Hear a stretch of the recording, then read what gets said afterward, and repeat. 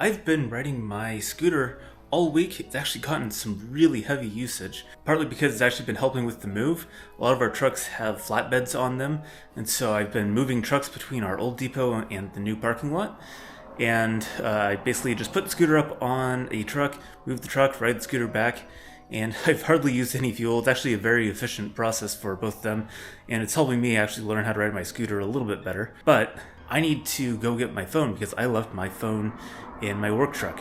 So I'm going to take you along on my commute today, and you get to experience how my scooter rides a little bit. I would like to thank the sponsor of today's video, Western Rise. Western Rise makes quality apparel for the modern one-bag traveler so they can carry less and experience more. I have owned their Classic Evolution pants for over a year and absolutely love them. The Classic Evolution pants are men's casual travel pants that dresses up enough to get through any meeting, yet is rugged enough for any outdoor activity. They effortlessly replace jeans, hiking pants, and dress pants, allowing you to carry fewer clothes and travel lightly. The Classic Evolution pants are lightweight, durable, and pack well. It's the perfect travel pants to have in your bag.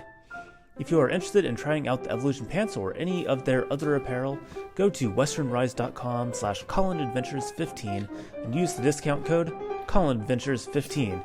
You will get 15% off your order. Links are below. The biggest reason why I decided to go with the ADV 160 instead of something like a PCX or even smaller Metropolitan is because of the suspension on the ADV bike. This is kind of an adventure scooter, I guess, and the suspension is upgraded quite a bit. And as you can see on my normal commute, the road is made out of concrete tiles, and those tiles are in pretty rough shape all over Seattle, and my commute is no exception.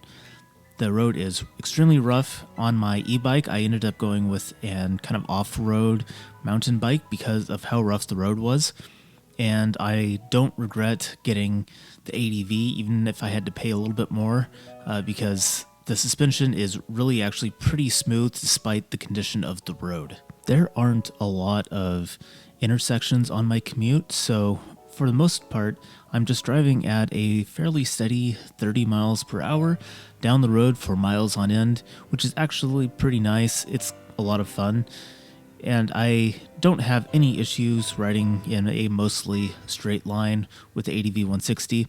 It rides a lot like my e-bike, just maybe a little bit heavier.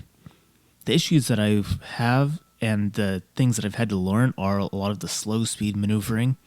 And for that, I have been practicing quite a bit in the last part of my commute. The last part of my commute goes through an industrial area, and the arterial that is marked on the road anyways has lots of right and left turns, and the roads are fairly small, so it's a good opportunity for me to practice my right and left turns at low speeds and practice tightening them up and keeping control over the throttle and keeping everything nice and smooth. I have found the throttle on the ADV 160 is a little bit strange at low speeds, where the engine kind of kicks in and shuts off. It is smoothed out a little bit. It feels like some clutches are engaging. I think this is some sort of centrifugal clutch that's operating here, and trying to figure out how to operate that smoothly is a little bit tricky. I'm coming from the world of e-bikes where everything operates very smoothly because it's an electric motor, but that isn't the case here. I wanted to do some things with my ADV 160, which I hadn't really done with an e-bike, and I wasn't really able to practice during the motor safety course. That is a lot of the higher speeds maneuvers, especially going around sweeping turns, things like that. But to get to that part of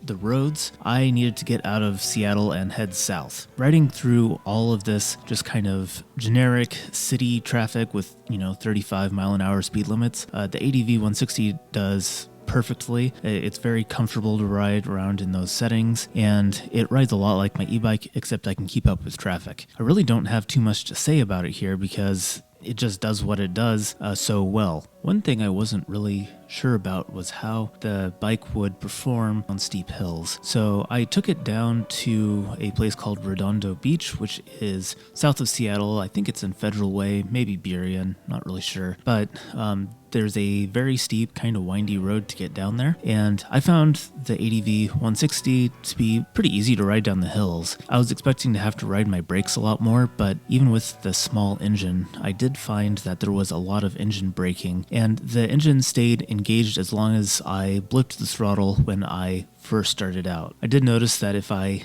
didn't engage the throttle when I was starting out and just tried to coast down the hill, then I wouldn't get any engine braking because the engine would just stay at idle. And then I'd have to basically blip the throttle to get the engine speed back up to match the speed of the scooter. And if I didn't do that and got on the throttle, then be a large jerk and it would go back into a gear.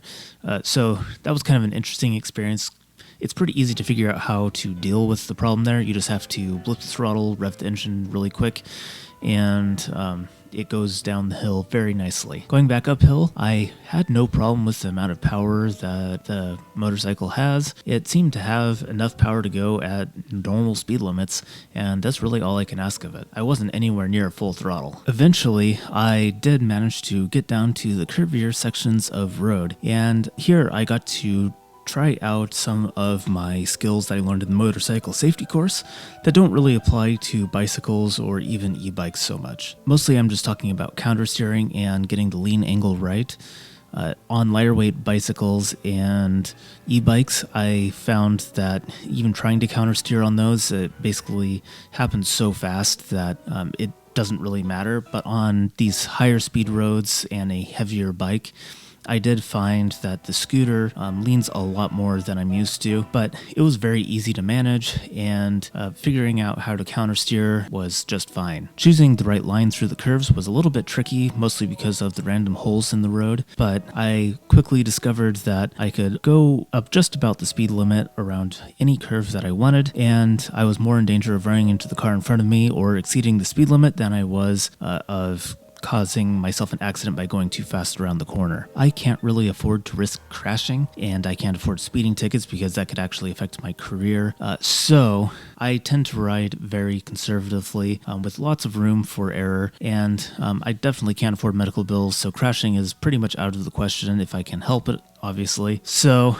again, I tend to be a conservative driver anyways, and on the scooter I had so much room to go faster and so much extra room for traction that it really didn't matter what I was doing too much. I could get things wrong, and there was still plenty of room to learn. The longer I rode the scooter, though, the more comfortable I got with the handling. Just like any vehicle, the more you drive, the more you learn how it responds and how to control it. And I think the learning curve on the ADV 160 is very quick. It's known to be easy to ride, and I found it easy to ride. You don't have to worry about shifting. I found the transmission, it does fine. It's like most CVTs where there is kind of a delay between when you engage the throttle and waiting for the engine to spool up to a higher RPM, and then the transmission has to do its thing. And so there's this kind of weird rubber band effect a little bit with CVTs, but I don't find it being that distracting, and I actually don't find that it's that different from the way electric motors respond on an e-bike. Those don't respond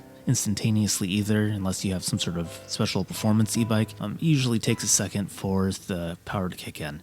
And so that feeling actually is very familiar to me. I really debated whether or not I wanted to get a scooter or just a small motorcycle that was in the same price and size range as the scooter. And there isn't a lot on the US market in that particular size range, but shifting gears I really enjoy in cars, and well, here I don't know that it really makes enough of a difference for me to really care about shifting my own gears. It's certainly entertaining, but I don't find that the CVT takes away from the experience like it does on other vehicles. During this ride, I wanted to really test a couple of things. One of them was my fuel mileage is still being broken in, and I can tell my fuel mileage is increasing just the longer I ride it. I'm sure once the engine breaks in fully, then I'll get probably the best mileage possible, and that's going to be somewhere around like the 1,000, 2,000 mile mark, and I'm only at, I think, 400 miles here. But I wanted to see what the fuel mileage was, kind of what the range I would actually be getting in the real world for this scooter. And during my commuting, I've been getting just under 100 miles per gallon, and during this ride, I was getting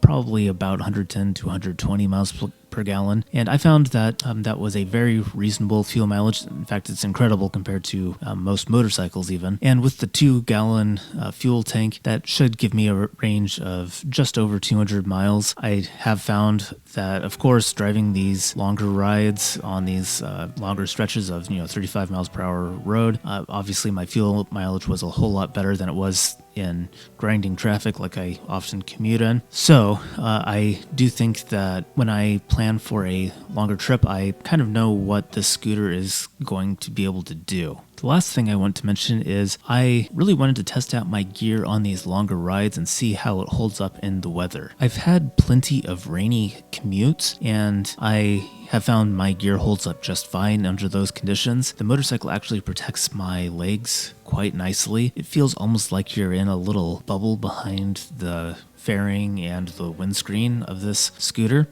And the only real problem that I had was my hands were getting a little bit cold, but only once my gloves started getting wet. As long as my gloves were dry, things were fine. So that's going to be something I have to figure out, how to keep my gloves dry so they actually can provide the insulation that they need to keep me warm.